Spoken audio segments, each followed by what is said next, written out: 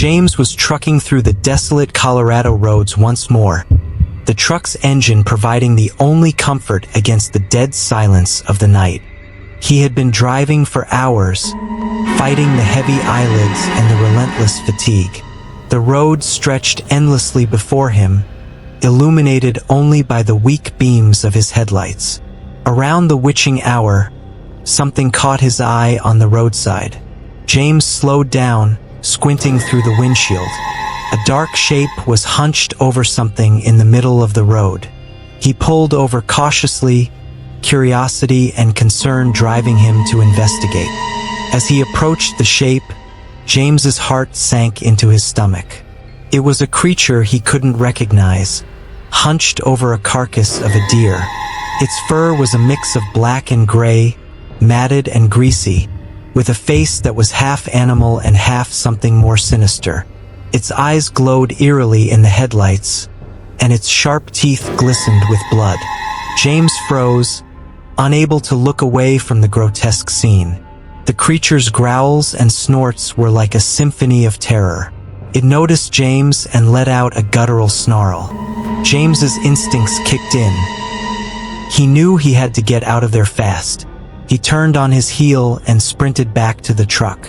Just as he was about to jump into the cab, he heard the creature's furious growls behind him.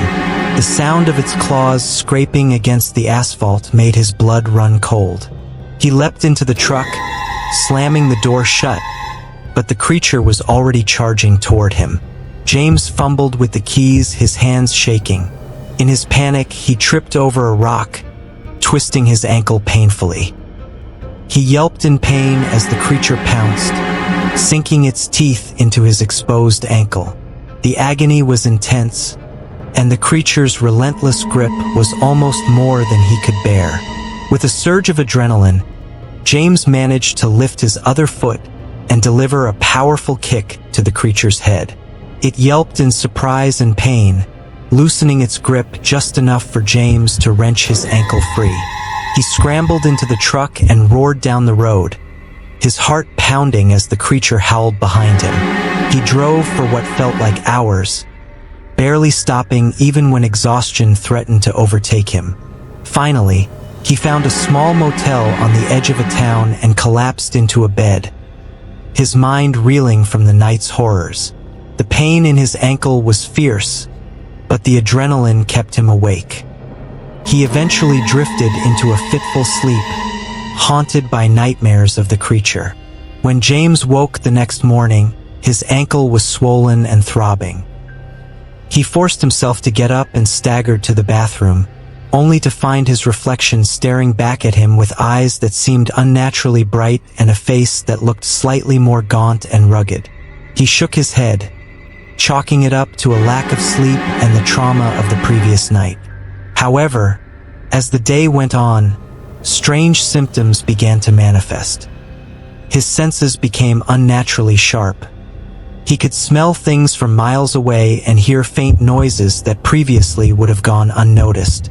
His mood swings were intense, swinging from irritability to profound sadness without warning. By the next full moon, James's symptoms had worsened. His hands and feet were tinged with a strange, coarse fur that appeared overnight, and his skin felt itchy and tight. The final transformation occurred when he found himself unable to control his actions during the full moon. He became a creature of instinct and primal rage, a werewolf prowling the night. The realization hit him like a freight train. He had become what he had only ever read about in folklore. The creature from that fateful night had bitten him, and now he was cursed to roam as a werewolf. In the days that followed, James struggled to come to terms with his new reality. He moved to a remote area where he could be alone and try to manage his transformations. The fear of harming someone or being discovered by others drove him to live a life of solitude. His life as a trucker was over, replaced by the constant struggle of hiding his true nature and seeking a way to reverse the curse.